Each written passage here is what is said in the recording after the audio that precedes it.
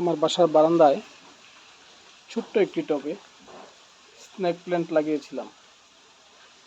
বাজার থেকে যখন উচ্ছে করলা কিনে আনলাম, একটা করলা পেকে গিয়েছিল। সেই করলার বীজ ফেলে দিয়েছি এই স্নেক প্ল্যান্টের টবে। দেখেন, এখান থেকে গাছ হয়ে বেশ বড় হতে লাগলো। আমরা একটু একটু করে পানি দিলাম এবং গাছটা বড় হতে হতে বেশ অনেক দূর এগিয়ে গেল। কারেন্টের তার পর্যন্ত চলে গেছে। এখন এই পর্যন্ত এই গাছে প্রায় 12-13টা করলা ধরেছে। আজকে আমরা কিছু করলা হারভেস্ট করব। দেখুন, ইচ্ছে থাকলে কি করা যায়, জায়গা লাগে না।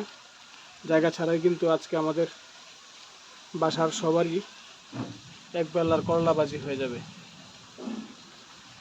একদম বিনা খরচে।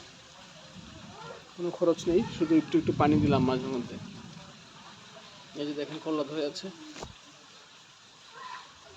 ওই বাইরে 3-4টা করলা ধরে আছে। সব মিলে প্রায় 12-13টা হলো।